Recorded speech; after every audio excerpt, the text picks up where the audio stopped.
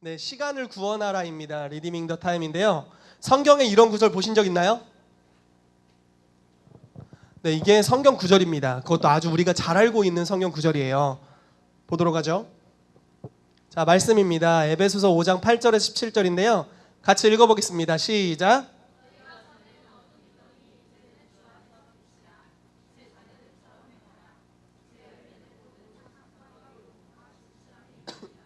주를 기쁘시게 할 것이 무엇인가 시험하여 보라.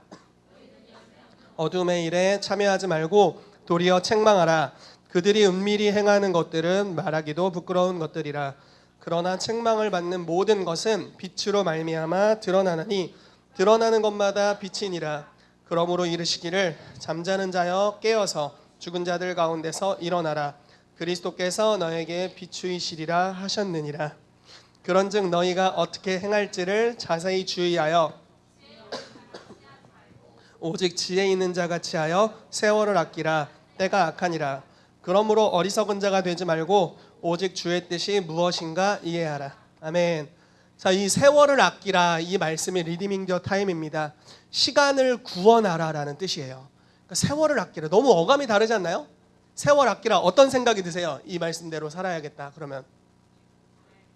자, 아침에 6시에 일어나서 새벽 예배 때는 4시 반에 일어나서 10월 1일부터 11월 5일까지 4시 반에 일어나서 씻지 않은 채로 5시까지 교회 나와서 새벽 예배를 드린 후에 6시에 집에 가서 밥을 먹고 이렇게 사는 걸 이제 일반적으로 세월을 아끼라죠.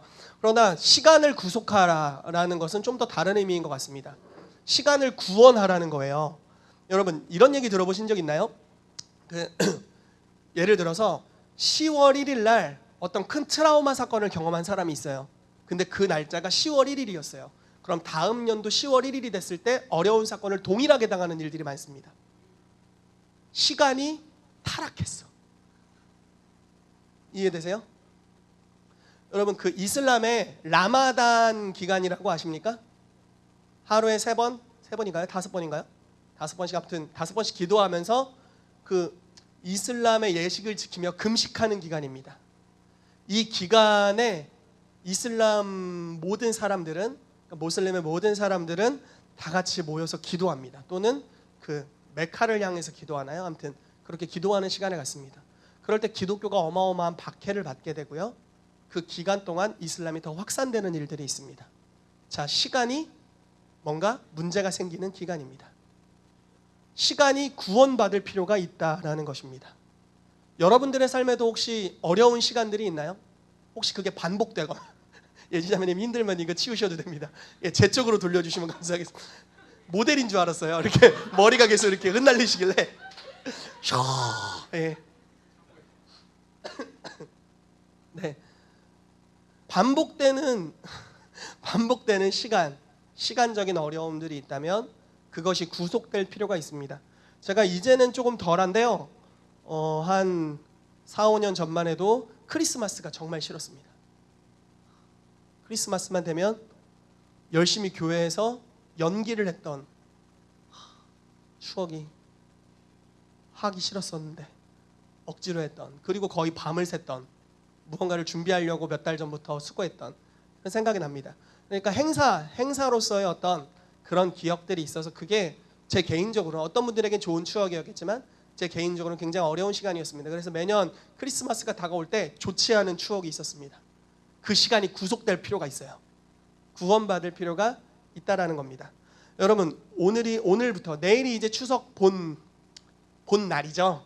그래서 오늘 그리고 화요일, 수요일은 대체공휴일. 그래서 우리가 수요일까지 휴일을 가지게 됩니다. 그런데 매년 추석이 반복될 때마다 사실 추석이란 명절은 가족들이 함께하는 명절이고 굉장히 화목하고 좋은 명절입니다. 저는 이것에 대해서 반박하거나 그러지 않아요. 그런데 문제는 뭐냐면요. 우리나라 추석과 설에는 대대적인 조상숭배, 즉 우상숭배가 행해진다라는 것입니다. 수많은 제사가 있다라는 거죠. 그 수많은 시간, 딱 정해진 시간이죠. 음력 8월 14일부터 16일까지의 정해진 시간에 모든 국민이 함께 모여서 문화적으로 아무 정죄감이나 죄책감 없이 그냥 제사를 드리는데 그것이 한국 땅을 얼마만큼 더럽히고 있는지 모릅니다. 너무 세게 말했나요? 괜찮죠? 그것으로 인해서 그 시간을 거쳐갈 때의 영적 기류와 문제들이 굉장히 심각합니다. 한 번은 엘리야호스 그 세미나를 추석 그 다음 주인가 한 적이 있어요. 추석 그 다음 날인가 이런 식으로 한 적이 있습니다. 저는 개인적으로 그 세미나 너무 힘들었습니다. 대부분 이제 중보기도자들과 많은 친구들이 이렇게 굉장한 영적인 텐션이라고 해야 될까요? 이렇게 긴장감, 눌림들을 많이 경험할 수 있었어요. 왜냐하면 국가적인 영적 기류가 문제가 있었기 때문입니다. 시간이 문제가 생겼습니다. 자, 시간이 구원받을 필요가 있다라는 것입니다. 그래서 오늘 추석을 맞이하면서 여러분 시간을 구원하는 여러분들이 되시기를 예수 이름으로 축복합니다. 아침에 딱 일어났는데 뭔가 기분이 나빠. 오늘 날이 안 좋을 것 같아. 이거는 시간을 구원할 필요가 있는 거예요. 아침에 벌떡 일어나자마자 뭐라고 해야 됩니까? 이 날은 주님이 지으신 날이다. 아멘. 기뻐하고 즐거워하자. 선포하면서 구원할 수 있는 것입니다. 여러분 굉장히 이 말씀이 독특합니다. 세월을 아끼라 이러면 뭔가 수동적이잖아요. 세월이 너를 막 쫓아오고 있어. 근데 아껴. 뭐 약간 그 결핍의 느낌이 살짝 있지 않나요? 그러나 시간을 구원하라라는 것은 여러분들에게 지금 권세를 부여하고 있는 거예요. 여러분들은 시간을 다스릴 수 있어요. 시간이 효과적으로 쓰여지게 할 수 있습니다. 시간을 은혜롭게 만들 수 있어요. 시간을 하나님의 영광이 거주하는 현장이 되게 할 수 있습니다. 시간을 구원하는 저와 여러분들 되시기를 예수 이름으로 축복합니다. 아멘. 아멘. 아멘. 자, 5가지로 목차를 나눴는데요. 이렇게 좀 오늘 은혜를 나누도록 하겠습니다. 그래서 창조, 타락, 구속에 대해서 살짝 알아볼 거고요. 구속의 여러 종류에 대해서 알아볼 겁니다. 사람의 구속, 뭐 다른 말로 하면 구원이라고 표현할 수 있을 것 같아요. 사람의 구원, 장소의 구원, 시간의 구원, 그리고 구원을 위해서 행동을 취하라라고 나누도록 하겠습니다. 자, 창조, 타락, 구속에 대해서 나누겠습니다. 말씀 같이 읽어볼게요. 시작.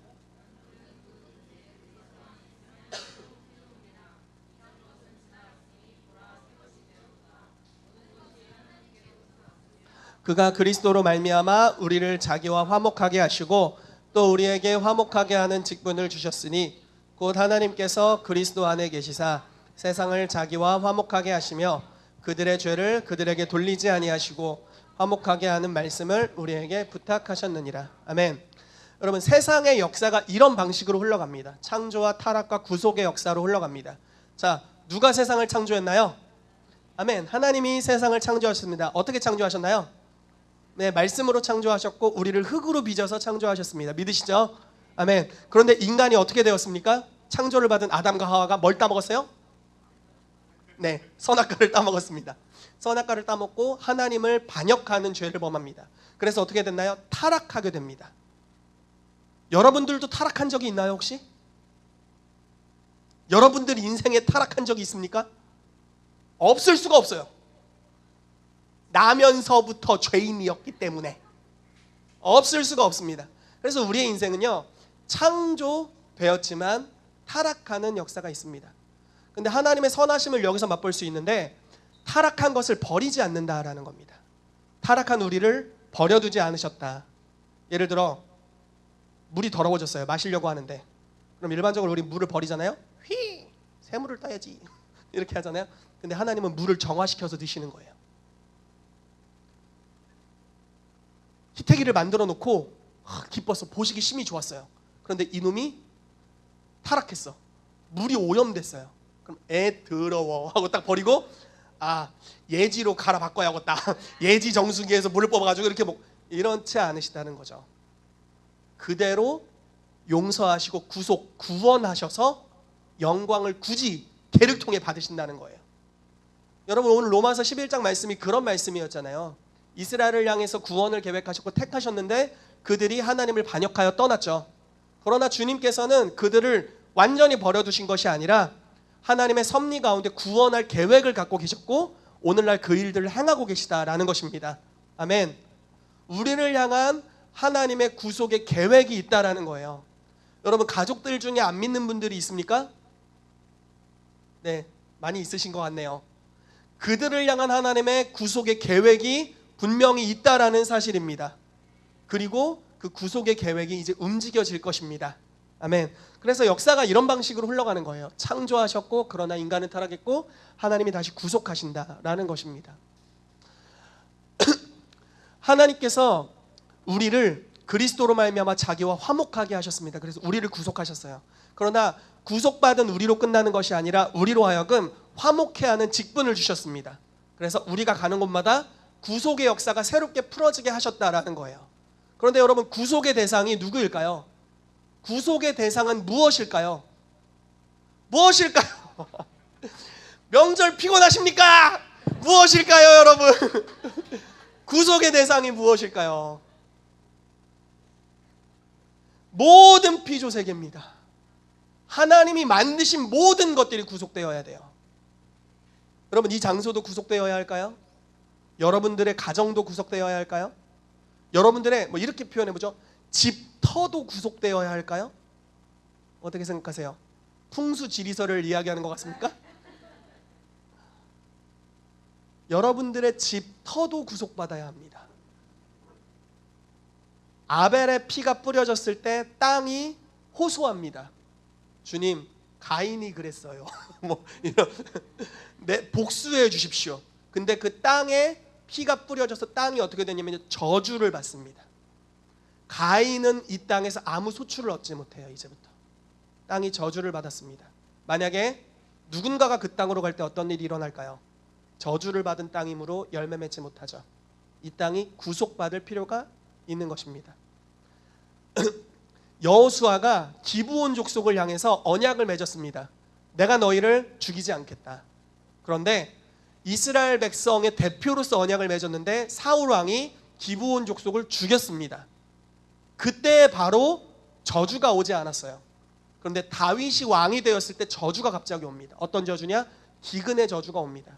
기브온 족속이 죽은 그 땅, 피 뿌린 무죄한 피를 흘린 그 땅이 저주를 받았습니다. 그래서 땅이 타락했어요. 언제까지 타락했냐? 다윗이 그 땅을 구속하기 전까지. 하나님 그때 이렇게 말씀하셨어요. 어떻게 말씀하셨냐면 사울의 족속이 언약을 배반했으므로 사울의 족속을 죽여라 이랬습니다.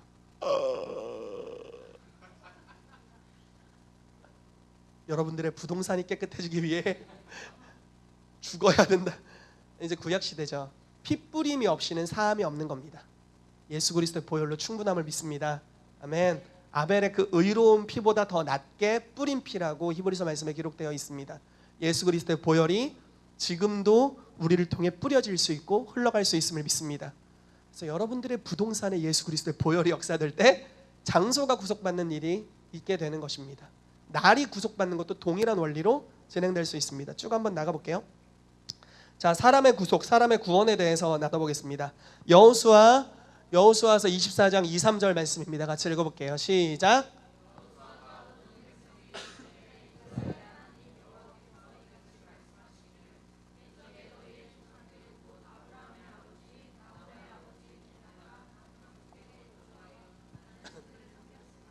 내가 너희의 조상 아브라함을 강 저쪽에서 이끌어내어 그의 씨를 번성하게 하려고 그에게 이삭을 주었으며. 아멘. 자, 여러분, 이게 이제 여기는 이런 식으로 나옵니다. 이제 여호수아가 이야기하는 거예요. 이스라엘 백성에게. 이 마지막 구절에는 무슨 내용이 있냐면 여호수아가 이렇게 고백합니다. 나와 내 집은 여호와만 섬길 거다. 니네는 누구를 섬길 것이냐? 이렇게 이제 이야기하는 장면이 나오는데요. 마지막 장입니다. 그런데 이렇게 표현하는 거예요. 이스라엘 하나님 여호와께서 이렇게 말씀하셨대요. 옛적에 아브라함이면 이 이스라엘 민족의 시조죠. 시작입니다. 시작점이 아브라함이에요. 그러니까 경외함을 받는 어마어마한 사람이죠. 그런데 이 시조에 대해 표현하기를 하나님은 참 솔직하세요. 아브라함의 아버지 나홀의 아버지 데라가 강 저쪽에 거주하여 다른 신들을 섬겼었다라고 나옵니다. 자, 우상을 섬겼었던 족장, 우상을 섬겼었던 민족의 아버지였다라는 거예요. 이게 이제 이스라엘의 구전으로 내려오는 이야기 또는 탈무드라고 하더라고요. 탈무드에서는 어떻게 표현되냐면 아브라함이 우상직이었다. 그러니까 우상을 만드는 사람이었다라는 거예요. 이 사람의 기질은 무언가를 전파하는 사람이었나 봐요. 자, 이 우상이 하나님이세요. 30만 원 이렇게 팔았던 거죠. 만들어 가지고 장사를 했던 거예요. 그 당시는 당연히 아버지의 일을 자녀가 물려받고 자녀의 일을 또 그 자녀가 물려받는 것이기 때문에 이게 대대로 이어져 내려오는 직업의 되물림이었을 것이고, 그렇다는 것은 가계적으로 깨끗한 집안은 아니다 라는 겁니다. 자, 하나님께서 세상을 구원하는 복의 시작점을 찾고 계세요. 아주 신중하죠. 여러분, 교회를 개척하려고 할 때 누구랑 개척하고 싶으세요? 레이저 같은 눈으로 보지 않겠어요? 누구랑 할까? 누구랑 할까? 누구랑! 이렇게 보지 않겠어요? 그러면서 합당하다고 여기는 사람을 찍겠죠. 근데 하나님께서는 합당하다고 여기는 자로 아브라함을 찍으셨어요. 근데 아브라함은 누가 넘어지는 건 놓는 거겠죠? 네, 아브라함은 그런데 그렇게 출신 성분이 좋은 사람은 아니었다라는 거예요. 근데 하나님께서 그 아브라함을 구원하기를 기뻐하셨다라는 것입니다. 그래서 이 아브라함이 나중에 어떤 사람이 됩니까? 열방의 아버지가 되고 이 사람을 통해서 모두가 복을 받는 역사가 있게 됩니다. 아멘. 네. 하나님께서 저와 여러분들을 사용하시는 것도 동일하다라고 믿습니다. 대단한 사람, 죄가 없는 아주 백지같이 깨끗한 사람 없어요. 그런 사람 없어요. 그래서 하나님이 우리를 택하실 때는 그분의 전적인 은혜로 택하심을 믿으시죠? 여러분들의 행위로 말미암지 않음을 믿으십니까? 아멘. 잘난 척할 수 없는 사람들을 택하심을 믿으세요? 주여 어떡합니까? 네.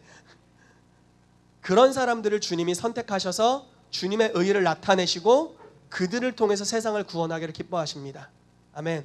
왜냐하면 주님께서는 타락한 자를 구속하셔서 구원하셔서 주님의 일을 이루기를 기뻐하시기 때문에 그렇습니다. 아멘. 그래서 사람이, 여러분, 이게 굉장히 중요해요. 사람이 구속을 받게 될 때, 구원을 받게 될 때 사람이 다른 사람을 구원하는 것 이상의 영역으로 가게 됩니다. 다시 표현해 볼게요. 사람이 타락했을 때 사람만 타락했나요? 아니면 그 부차적으로 딸린 것들이 다 타락했을까요? 자, 그 딸린 것들이 뭔가요? 가축 나왔습니다. 가축. 고양이. 네. 저희 집 고양이도 타락했죠. 근래에 저를 핥혔어요. 타락했어. 그래서 타락할 땐 몽둥이가 약이다. 그래서 약간의 다시 타락한 본성을 빼줬습니다. 네. 자, 또 뭐가 있을까요? 이 타락과 딸려온, 사람만 타락한 게 아니라 뭐가 같이 타락했을까요? 문화가 타락했고요. 또 땅이 타락했죠. 그리고요, 시간도 타락했어요. 그리고요, 여러분 과일 좋아하세요? 과일이 타락했을까요? 그대로 있을까요? 타락했어요. 모기가 있어. 모기. 저는 혹시 모기나 바퀴벌레가 타락의 부산물이 아닐까. 아무리 봐도 사랑스러울 수가 없어서 굉장히 괴롭습니다. 아무튼 모든 것이 타락했어요. 사람은 하나님이 창조하신 땅의 모든 보이는 세계를 다스리도록 보내심을 받은, 임명받은 왕이었고, 그 왕이 타락하자 모든 그의 권위에 딸려있는 모든 것들이 타락하게 되었습니다. 다 구속이 필요한 영역이 된 것이죠. 그러나 사람이 구원받기 시작하면 이제 어떤 일이 발생하냐면요, 사람을 통해서 자기에게 딸려있는 모든 것들이 구원을 받기 시작한다라는 것입니다. 그 중에 장소가 있고 날, 시간이 있다라는 것입니다. 자, 장소의 구원에 대해서 알아보도록 하겠습니다. 장소가 구원받는다. 루스라는 지역에 대해 들어보셨나요? 네, 루스가 베델이죠. 우리 선생님, 우리 스라악기 선생님, 에스라입니다. 그래서 스라악기입니다. 자, 루스, 베델의 지명 이름입니다. 옛 지명이에요. 말씀을 같이 읽어볼게요. 창세기 28장 16절에서 19절입니다. 시작. 여호와께서 과연 여기 계시거늘 내가 알지 못하였도다. 이에 두려워하여 이르되 두렵도다 이곳이여. 이것은 다름 아닌 하나님의 집이요 이는 하늘의 문이로다 하고, 야곱이 아침에 일찍이 일어나 베개로 삼았던 돌을 가져다가 기둥으로 세우고 그 위에 기름을 붓고 베델이라 하였더라. 이 성의 옛 이름은 루스더라. 자, 원래는 루스였어요. 자, 루스라는 성읍의 이름인데 무슨 뜻인지는 잘 모르겠어요. 그런데 그냥 그닥 의미가 없었습니다. 그런데 여기를 처음 다녀간 믿음의 족장이 야곱이 아니라 사실은 아브라함입니다. 아브라함이 이곳을 루스를 방문했어요. 그리고 뭐를 했냐면 예배를 드렸습니다. 하나님을 예배해서 여기서부터 여호와의 이름을 부르기 시작했어요. 그러니까 아주 예배의 시초와 같은 장소예요. 그리고 나서 그 손자가 되는 야곱이 그곳을 방문했을 때 그곳은 더 이상 루스가 아니었어요. 자, 온 땅이 타락했어요. 자, 노아의 홍수로 한번 정화가 됐죠. 그렇지만 온 땅으로 퍼져가며 동일한 타락의 역사가 있었어요. 그럴 때 하나님이 사람도 타락했고 땅도 타락했고 모든 것이 타락한 그 중에 아브라함을 택하셨어요. 그래서 자기를 계시하세요. 내가 여호와다. 본토 친척 아버지 집 떠나. 지시할 땅으로 가라. 그 땅을 주겠다. 그래서 갔어요. 그래서 예배를 한 장소가 이 루스라는 땅입니다. 첫 예배가 올려졌어요. 여호와의 이름이 그 땅에서 높여졌어요. 하나님의 이름이 온 땅에서 제대로 불린 적이 없는데 그 땅에서 높임받기 시작합니다. 그랬더니 땅이 구속을 받는 거예요. 원래는 땅이 가시와 엉겅퀴와 나쁜 것을 내야 되는데 갑자기 땅이 좋은 것을 생산하기 시작하고 땅 자체가 그 땅만 하늘이 열려 있어요. 야곱이 우연히 가다가 아이 졸려 하고 베개 찾아서 베고 잤는데 거기가 루스였어요. 베델이었죠. 그래서 야곱이 그곳을 방문한 다음에 이 사람이 그냥 혈혈단신으로 가서 이곳을 보니 하나님의 집이요 하늘의 문이다. 이제 베델이라 하리라. 이렇게 합니다. 자, 그냥 야곱이 아직 족장도 아니야. 아무것도 아니야. 얘는 그냥 형이 죽일까 봐 도망가고 있어. 아무것도 아는 이가 그 땅의 정체성이 무엇인지를 경험하고 그 땅에 대해서 명령합니다. 이름을 지어줘요. 이름 짓는 거. 아담이 이름을 지었죠. 야곱이 루스라는 원래 땅인데 그 땅에 의미를 부여하고 이름을 짓습니다. 이곳은 하나님의 집이다. 하나님이 계시는 곳이야. 거처야. 그리고 이것은 하늘의 문이 하늘이 열려 있어. 천사들이 오르락 내리락 해. 그리고 하나님의 목소리가 이곳에 물려 퍼져. 중요한 땅이야 라고 이름을 짓습니다. 그리고부터 그 땅의 이름이 베델이 되었어요. 놀라운 소식이죠. 실제로 오늘날도 이스라엘의 베델이라는 이 지명에 갔을 때 오픈 헤븐을 경험하는 사람들이 너무 많답니다. 왜 그럴까요? 장소가 구속을 받았어요. 여러분 이스라엘 가면은요, 못 가봤지만 다 총 들고 있대요. 뭐 호텔이든 어디든 어디를 가나 총을 들고 있대요. 근데 예루살렘에 가면 그렇게 평화가 느껴진대요. 왜냐하면 샬롬의 왕이신 주님의 거처로 이름을 지으셨기 때문에 그래요. 이게 완전 이게 그러니까 하나님의 사람은요, 지명에 이름을 부여할 수 있는 사람들입니다. 자, 여러분들의 집을 향해서 여러분들은 뭐라고 말씀하고 계십니까? 지긋지긋한 곳. 그렇다면 그곳은 이제 지긋지긋한 일들이 계속적으로 발생될 것입니다. 30배, 60배, 100배. 그러나 이제 가정을 향해서 이름을 짓는 것이죠. 평화로운 곳, 하나님의 나라, 임재가 가득하다, 화목한 곳. 이름을 짓기 시작하면 그곳이 그 이름 짓는 능력으로 인해 구속되고 구원되는 역사가 풀어지는 줄로 믿습니다. 아멘. 아브라함은 예배를 했고 야곱은 그 경험하고 이름을 지었습니다. 그래서 그 땅의 이름이 베델이 되었다라는 것입니다. 자, 독특한 말씀이 하나 있는데요. 사사기 1장 23절 26절 말씀 같이 읽겠습니다. 시작.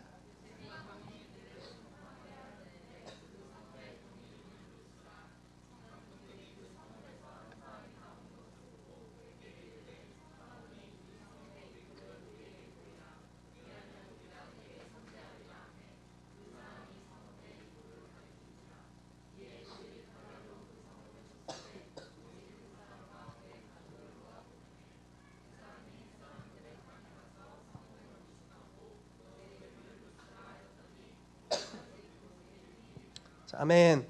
자, 이 사건은 무엇이냐면요, 여호수아가 가나안 땅을 일부 정복한 다음에 아직 다 정복하지 못했어요. 그리고 나이가 들어 죽습니다. 그리고 지파들에게 죽기 전에 땅을 제비 뽑게 해요. 그 중에 베델이라는 땅을 제비 뽑은 지파는 요셉 지파입니다. 요셉 가문, 에브라임과 므낫세 지파 두 지파였습니다.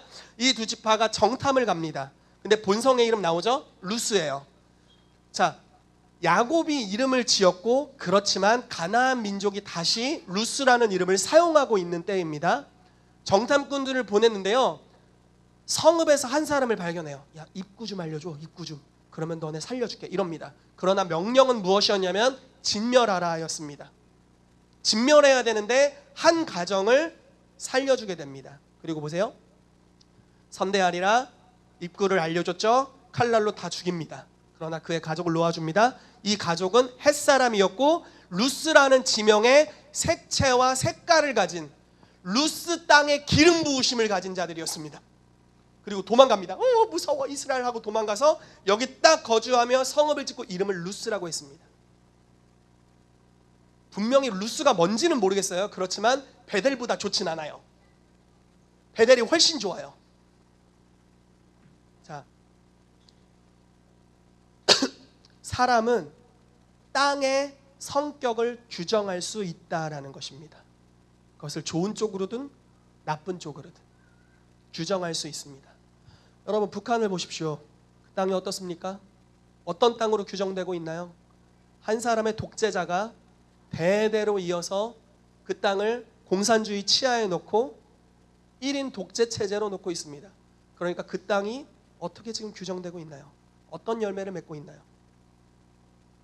이렇게 보는 것입니다. 사람이 그 땅의 정체성을 결정하는 것입니다. 자, 요셉 지파는 진멸했었어야 돼요.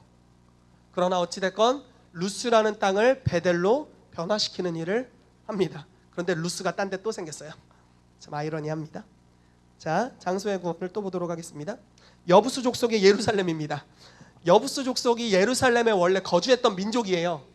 자, 역대상 11장 4절 5절 같이 읽겠습니다. 시작.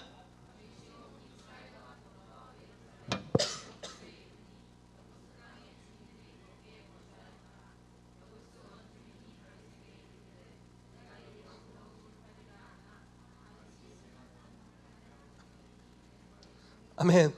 다윗이 그냥 빼앗아 버렸어요. 원래는 여부수 족속의 땅이었습니다. 이스라엘의 성지도 아니었고 성전이 건축된 곳도 아니었고 그냥 아무것도 아니었어요. 그냥 약속을 받았으나 빼앗지 못했던 안타까운 땅. 그래서 함께 거주하고 있었습니다. 그러나 다윗이 빼앗았어요. 그리고 이 땅에 어떤 일을 합니까? 예배를 합니다. 다윗 장막을 세웠고요, 그 후대에 성전을 세우게 합니다. 그리고 하나님의 언약하십니다. 내가 이곳에 거주하겠다. 땅의 정체성이 바뀌는 순간입니다.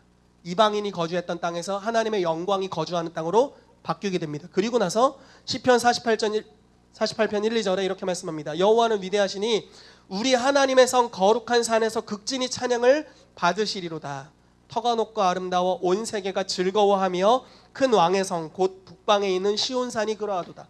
예루살렘을 가리키고 있는 성경 구절인 것이죠. 성경에서 이렇게 정의를 내리고 있어요. 원래는 이런 땅이었는데 이렇게 구속을 받는 역사가 있게 됩니다. 여러분, 여러분들이 있는 모든 곳이 구속받게 되기를 예수 이름으로 축복합니다. 이 대전이 구속되기를 예수 이름으로 축복합니다. 이 한국 땅이 다시 한번 다른 차원으로 정의 내려지기를 예수 그리스도 이름으로 축복합니다. 그래서 땅의 구속이 필요하고 여러분들이 땅을 구속할 수 있다라는 것입니다. 아멘. 자, 그렇다면 본격적으로 시간의 구원에 대해서 알아보도록 하겠습니다. 자, 창세기 1장 14절에서 19절 말씀 읽어볼게요. 시작. 낮과 밤이 나뉘게 하고 그것들로 징조와 계절과 날과 해를 이루게 하라. 또 광명체들이 하늘의 궁창에 있어 땅을 비추라 하시니 그대로 되니라. 하나님이 두 큰 광명체를 만드사 큰 광명체로 낮을 주관하게 하시고 작은 광명체로 하나님이 그것들을 하늘의 궁창에 두어 땅을 비추게 하시며 낮과 밤을 주관하게 하시고 나뉘게 하시니 하나님이 보시기에 좋았더라. 저녁이 되고 아침이 되니 이는 넷째 날이니라. 아멘. 넷째 날에 하셨던 일 중에 하나가 하늘의 궁창에 광명체들을 두셨다라는 겁니다. 자, 큰 광명체가 무엇일까요? 네, 해입니다. 작은 광명체는 무엇일까요? 달입니다. 해와 달과 별들을 통해서 무엇을 하라고 했냐면요, 징조, 계절, 날, 해를 이루게 해라. 그래서 여러분 시간이 어떻게 만들어졌나요? 해와 달의 움직임에 따라 시간을 우리가 이렇게 볼 수 있도록 만들었죠. 지금 12시 55분을 지나가고 있습니다. 여러분 곧 끝날 예정입니다. 네. 이렇게 이제 지나가게 했다라는 거예요. 그래서 계절과 날과 뭐 이런 해를 이루는 것은 다 해와 달과 별의 움직임을 통해서 그것들을 주님이 만드셨다라는 것입니다. 그런데요. 계속해서 보죠. 우리가 알고 있는 대부분의 명절, 되풀이되는 시간들, 뭐 절기 이런 것들은 다 해나 달이나 해와 달의 움직임에 따라서 정해집니다. 다 그렇게 됐어요. 하나님이 말씀하셨고 사람들이 그렇게 본능적으로 합니다. 추석은 하나님이 만드신 명절인가요? 우리 민족이 만들었을까요? 네, 우리 민족이 만들었어요. 삼국 사기에 기록되어 있답니다. 신라 시대에 만들어진 것 같다고. 네. 그러니까 누군가 만들었고 그런데 무엇을 근거로요? 달의 움직임을 근거로 만들었습니다. 그래서 정월대보름이 이제 새해 추석이죠. 8월 15일 음력 8월 15일이 추석으로 우리가 세고 있습니다. 자, 그런데 에베소 5장 16절 계속해서 나눴지만 세월을 아끼라 때가 악하니라라고 말하고 있습니다. 리디밍 더 타임입니다. 그래서 세월을 구원할 수 있다라고 말씀하고 있어요. 여러분 안식일에 대해서 종교의 영과 종교 지도자들이 합세해서 안식일에는 연약한 사람을 구원할 수 없어 라는 안식일을 타락시켰어요. 그런데 예수님이 오셔서 어떻게 하십니까? 안식일을 구원하십니다. 날 자체의 개념을 완전 바꿔버리세요. 그래서 안식일에 선을 행하는 것이 옳으냐 악을 행하는 것이 옳으냐 이렇게 말씀하시면서 안식일을 구원하는 일들을 하십니다. 자, 계속해서 나가보시죠. 일반적으로 날을 정하는 것은 사람들에게 아주 자연스러운 것이고 이거 공동체적입니다. 예를 들어 볼게요. 결혼기념일. 여러분들에게 상관없죠. 저와 제 아내에게 상관이 있습니다. 맞죠? 이해되세요? 자, 내 생일이에요. 예를 들어 굳이 말씀드리자면 11월 17일. 네, 이제 곧 옵니다. 커밍순. 자, 저는 제 생일이 되면 마음이 달라집니다. 며칠 전부터 설레이고 두근두근거리고 기대가 되고 내가 얼마나 존귀하게 창조되었는지를 다시 한번 묵상하게 되고 내가 태어났을 때 아버지 어머니는 얼마나 기뻐하셨을지 새롭게 생각하게 되고 네. 왜냐하면 기념일이니까요. 기념일이니까. 근데 저한테는 그런 날인데요. 여러분들은 안 그럴 수도 있어요. 물론 여러분들도 그래 주시길 바랍니다. 우리 지체니까요. 우리 가족이니까. 그런데 어쨌든 안 그럴 수 있죠. 왜냐하면 그것은 나의 기념일이니까요. 그런데 또 11월 17일이 저희 결혼기념일이기도 합니다. 아무튼 그래서 이제 공동체의 날이 됐습니다. 원래 저만의 날이었는데 둘의 날이 되었습니다. 나눠졌어요. 저희가 교제를 시작한 날이 6월 5일입니다. 우리 1일 한 날이 6월 5일이에요. 그거는 저희에게는 굉장히 의미 있는 날이었지만 이제 결혼기념일이 생겨서 의미가 없어졌습니다. 6월 5일을 별로 기념하지 않습니다. 이제 왜냐면 이제 결혼했으니까요. 그러나 우리 둘에게 6월 5일은 되게 중요한 날이었습니다. 그때 우리 같이 이렇게 얘기했어요. 은정 씨와 교제하게 되어 좋아요. 그러니까 은정 씨도 말씀하셨죠. 저도 좋아요. 그리고 오늘 우린 1일입니다 하고 교제가 시작되었습니다. 참 부끄럽네요. 근데 이런 것들이 있는 겁니다. 넘어가 보죠. 우리가 또 날을 정하는 거예요. 여러분 뭐 8월 말에 저희 교회 수련회가 있습니다 하고 예를 들어 공표를 하는 겁니다. 수련회 때 하나님의 영광이 임할 거예요. 그리고 여러분들의 마음이 치유될 겁니다 라고 수련에 대해서 정의를 하며 그 날의 개념을 선포합니다. 그러면 수련의 날이 됩니다. 어떤 일이 발생할까요? 그냥 똑같은 다 같은 날인데 그날 뭔가 달라집니다. 기름 부으심이 달라지고요. 오는 색깔이 달라집니다. 영광이 다른 차원으로 풀어집니다. 왜냐하면 교회가 공동체가 함께 날을 정의 내렸습니다. 그 날을 구속했어요. 이 날은 수련의 날입니다. 이렇게 구속했어요. 그렇기 때문에 그날의 분위기가 달라지게 됩니다. 여러분 10월 7일에 세례식이 있을 겁니다. 세례식에 하나님의 영광이 풀어지는 시간이 될 것임을 선포합니다. 예수님께서 세례를 받으실 때 어떤 일이 일어났나요? 아무튼 여러분들에게도 동일한 일이 일어나게 될 것을 선포합니다. 하늘이 열리게 될 것이고요, 하나님의 음성이 여러분들에게 들리게 될 것이고, 성령이 비둘기같이 우리 가운데 임하는 역사 있게 될 것을 선포합니다. 아멘. 이제 일어날 겁니다. 왜냐하면 저희가 지금 함께 선포했고 아멘함으로 합심했기 때문에, 그것이 천국 열쇠가 되었기 때문에 10월 7일에 특별한 일이 일어나게 될 줄로 믿습니다. 이런 식으로 사람이 날을 정하면요, 그날을 함께 공유하고 있는 사람들에게는 독특한 분위기가 형성됩니다. 기념일, 내 생일, 여러분들도 공유했으면 좋겠네요. 네, 이것이 사람에게 나를 규정할 수 있는 특별한 은혜와 능력이 있기 때문에 그렇습니다. 자, 여러분 덩케르트라는 영화 보셨나요? 저는 못 봤는데 제가 알고 있었던 예화가 그날에 관련된 것을 어제 리서치를 하면서 알게 됐어요. 자, 2차 세계대전 당시에 영국군과 프랑스군이 독일군에게 포위됐습니다. 지금 이제 상황은 이래, 지도가 이래요. 독일군이 양쪽에서 치고 들어오고 영국군과 프랑스군이 있는데 여기가 해안가예요. 가로막혀서 포위당했습니다. 그래서 약 40만 정도의 영국군과 프랑스군이 포위당했고, 독일에서는 육군과 공군으로서 최고 수준이었어요. 세계 최고였어요. 치고 들어오고 있었어요.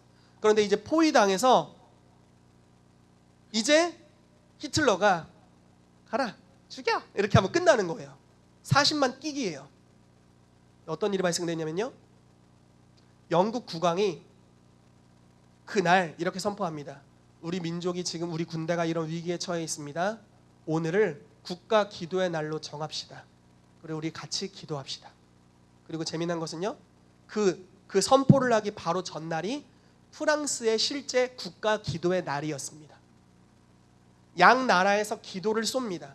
그날을 뭐라고 정의했냐면 국가 기도의 날이다 라고 정의하고 쏩니다. 그리고 나서 명령이 떨어지면 진격해서 다 죽는 거예요. 이길 승산이 없어요. 그런데 이유가 없어. 아직도 이유를 모른대요. 히틀러가 3일 동안 공격 명령을 내리질 않았어요. 이유를 못 찾아요. 전략적으로도 상황적으로도 이유가 없대요. 그래서 철수가 시작돼요. 그래서 40만이 피신합니다. 영국으로. 그 바로 접경지역이 영국이었거든요. 해안가 다음이. 영국으로 피신했다가 다시 이 40만이 유럽 땅으로 들어와서 독일을 물리치기까지 진격합니다. 아주 핵심적인 사건이 됐어요. 어떻게 그것이 가능했냐? 나를 구속하는 능력으로 말미암아 이러한 사건이 이루어지게 됐다라는 것입니다. 여러분, 나를 구속하실 수 있습니다. 아멘. 그래서 여러분들의 나를 새롭게 하십시오. 그냥 오늘의 분위기와 운에 따라 여러분들의 입술로 그것을 잘못 이야기하지 않게 되시기를 축복합니다. 오늘 일어났는데 컨디션이 안 좋아. 그래도 상관없어요. 왜냐면 여러분들이 나를 정의하는 사람들이기 때문에. 시간을 구속하게 되시기를 예수 이름으로 축복합니다. 아멘. 자, 추석이라는 명절 인터넷에서 뽑아왔습니다. 다 좋아요. 너무 좋아요. 뭐 추석, 영어로 추석, 한가위, 뭐 이렇게 중추절, 가베일, 한가인 날 이렇게 부르고, 음력 8월 15일에 명절로서 설날을 더불어 한국인에게 전통적으로 가장 중요한 명절이다. 가을 추수가 끝나기 전에 덜 익은 쌀로 만든 송편과 햇깔 얼마나 좋아요. 여기까지 좋아요. 그냥 조상들의 감사만 해도 좋아. 차례를 왜 지내는겨? 감사해요. 그러나 제사는 우상 숭배입니다. 아멘. 아멘. 그래서 문제가 생기는 거예요. 제가 진짜 제사에 한번 참여해봤어요. 그러니까 제사를 이렇게 같이 드린 것이 아니라, 제사를 드리고 있는 집에 제 아내와 함께, 제 처가 이야기입니다. 놀러 갔는데 하필 그날이 제삿날이었네. 아직 이제 크리스찬이 아니시니까 제사를 드리는데, 그냥 방에 있었어요. 그리고 이제 친척들 다 오셨고, 우리 이제 안 드려도 되니까 방에 있었습니다. 너무 힘든 거예요. 그래서 그냥 베델 뮤직 틀어놓고 유튜브로 예배하자 우리는 막 이러고 있어서 마음 안타까우면서 예배하고 있는데, 진짜 영이 오는 게 느껴지는 거예요. 제가 그분들보다 훨씬 감각적이었던 것 같아. 그날 스피릿이 오는 게 느껴지더라고요. 너무 불쾌하고 기분 나빴어요. 조상이 오는 게 아니거든요. 우리 할아버지 할머니가 오는 게 아니에요. 친숙한 영이 오는 겁니다. 친숙한 영이란 무엇이냐? 패밀리얼 스피릿입니다. 그 가족에 파송받은 악한 영이에요. 그래서 우리 조상들의 습성을 어렸을 때부터 지켜봤던 영이죠. 그래서 그 집에 그런 날 무당이 오면 할머니 목소리로 말하고 그러는 겁니다. 패밀리얼 스피릿이 알려주고 빙의를 해서 그 일들을 행하는 거죠. 아주 불쾌한 시간이었어요. 나가서 그냥 인사 잘 드리고 그리고 왔습니다. 아무튼 여러분, 근데 이 문제는 뭐냐면 문화적으로 깔려 있고 국가적으로 모두가 그것을 하고 있다라는 거죠. 그리고 그것이 얼마나 안 좋은 기류를 민족적으로 형성하는지를 모른다라는 겁니다. 추석이 구속되기를 예수 이름으로 축복합니다. 이것은 사실은 많은 일들이 필요할 겁니다. 많은 은혜들이 필요하고 시간들이 필요합니다. 그리고 우리 공동체 이상의 더 많은 응집력이 필요할 겁니다. 그렇지만 그리스도인들이 이 날을 다시 정의 내리기 시작하고 믿음으로 선포하고 하나님을 예배하기 시작하면 이 날들이 구속될 것을 예수 이름으로 선포합니다. 아멘. 자, 그래서 이렇습니다. 추석 때 가족들이 모이고 음식을 나누고 좋은 날이면서도 영적으로는 하나님께서 금하신 조상에게 제사하는 국가적인 우상 숭배의 날로 볼 수 있습니다. 그래서 추석에는 국가적인 영적 기류에 많은 어려움이 찾아옵니다. 시간을 구원할 수 있습니까? 그럴 수 있습니다. 아멘. 자, 성경에는 하나님께서 정하신 명절이 아닌 사람들이 정한 명절이 하나 있어요. 불임절입니다. 불임절. 하나님이 유월절처럼 지키라라고 말씀하신 명절이 아닙니다. 그냥 사람들이 하나님의 은혜에 감격해서 만든 명절이 불임절입니다. 자, 불임절의 뜻은 제비 뽑는 절이고요. 이 불임절이라는 구절이 나온 성경이 뭐냐면 에스더서입니다. 자, 불임절은 원래 제비 뽑은 날로서 하만이 유대인 전체를 죽이기 위해 제비 뽑은 날입니다. 아달월 13일. 아달월 13일입니다. 자, 제비를 뽑았어요. 자, 이스라엘 백성 너무 죽이고 싶다, 재수없다. 언제 죽일까? 제비를 딱 뽑았습니다. 아달월 13일이 뽑혔어요. 그리고 이스라엘이 아니죠. 페르시아의 모든 지역에 왕의 인장이 찍힌 조서를 보냅니다. 이날은 너희가 유대인을 마음껏 학살해도 된다. 그러나 그날 범한 일은 살인이 아니야. 유대인의 모든 재산을 다 몰수해도 된다. 그날 범한 일은 도둑질이 아니야. 그날은 다 가능해. 날이 타락합니다. 어떻게 했습니까? 모르드게가 에스더에게 찾아가죠. 왕에게 가라. 안 됩니다. 왕에게 가라. 안 됩니다. 그럼 너도 죽을지도 모른다. 하더니 제가 죽으면 죽으리라 하고 가겠습니다. 이렇게 하고 왕에게 3일 금식을 하고 거의 단식을 하고 갔어요. 물과 곡기를 끊고 왕에게 나아갔고 왕이 그 사실을 알게 되죠. 그래서 결국은 이 조서가 완전히 뒤바뀝니다. 타락, 죽이기로 선택받은 타락의 날이 구원의 날로 바뀝니다. 어떤 식으로 바뀌었느냐? 왕이 다시 조서를 보냅니다. 그날 유대인은 너희들에게 마음에 안 드는 모든 민족을 벌할 수 있는 권한의 날이다. 칼로 그들을 멸망시켜도 되고 재물을 빼앗아도 된다. 뭐든지 할 수 있다. 아달월 13일에. 그래서 그날을 실제로 그렇게 합니다. 자, 그 조서가 퍼졌을 때 어떤 일이 발생했을까요? 유대인들은 죽었다 이러다가 죽었다 이러고 할 때 이제 주변에 지나가면서 다른 민족이 이랬겠죠. 야, 너 아달월 13일 기억해둬. 내가 갈 거거든. 뭐 이렇게 했을 거 아니에요? 엄청 거들먹거리면서. 근데 입장이 바뀌었어요. 오, 이러다가 네가 그랬구나, 네가 그랬구나, 네가 그랬구나, 네가 그랬구나 딱 찍어놓고 하하하. 이제 걔네 집차 떡떡떡 아달월 13일에 기억해둘게. 이렇게 바뀐 거예요. 입장이 완전히 바뀌어버렸습니다. 그래서 아달월 13일에 유대인들이 오히려 다른 민족들을 두렵게 하는 시간이 구속된 날로 바뀌어지는 역사가 있게 됩니다. 이게 나를 구속하는 은혜입니다. 하나님께서 우리 가운데 이러한 은혜를 주시게 되기를 예수 이름으로 축복합니다. 여러분, 이것은 사실은 많은 은혜가 필요합니다. 자, 구원을 위한 행동을 취하라입니다. 우리 같이 읽어보고 같이 기도하고 마무리하겠습니다. 읽겠습니다. 시작. 우리는 날들을 구원할 수 있다. 우리가 나를 구원하면 그 날들은 하나님의 영광이 임하시는 날들이 되고 많은 이들이 주님을 경험하는 날이 될 것이다. 하나님께서는 우리에게 말씀하신다. 날들을 구원하라. 주어진 날들을 구원할 때 이 날들은 하나님의 선물이 되고 많은 이들에게 구원을 가져다주는 날이 될 것이다. 그러므로 구원을 위한 행동을 취하라. 아브라함과 야곱은 베델을 위해 예배했고 여호수아는 정복했다. 다윗은 예루살렘을 얻었고 에스더와 모르드게는 금식하고 왕 앞에 용기 있게 나아갔다. 추석을 비롯하여 날들을 구원하기 위한 구체적인 행동을 하라. 아멘. 여러분들의 가족들 가운데 여전히 조상 숭배가 있다면 그 날들을 구원하기 위한 특별한 행동들을 하게 되시기를 예수 이름으로 축복합니다. 제가 이제 학기 전사님의 가게에 대한 이야기를 들었어요. 여기가 굉장한 유교 집안, 이 조선 왕조 집안이거든요. 조선 왕조 이씨 집안입니다. 그런데 학기 전사님이 그 집안의 제사를 없앴습니다. 그리고 그 집안에 함께 예배를 드리게 되었어요. 이런 구체적인 행동이 필요합니다. 조상 숭배가 자손의 한 명의 크리스찬으로 말미암아 끊어지게 되고 하나님을 예배하는 역사들이 풀어지게 되었습니다. 이런 일들이 계속해서 우리 중에서도 일어나게 되기를 주 예수 이름으로 축복합니다. 추석뿐만 아니라 여러 날들이 하나님께 구속을 받아 여러분들에게 하늘문이 열려있는 날이 되기를 주 예수 이름으로 축복합니다. 같이 기도하겠습니다.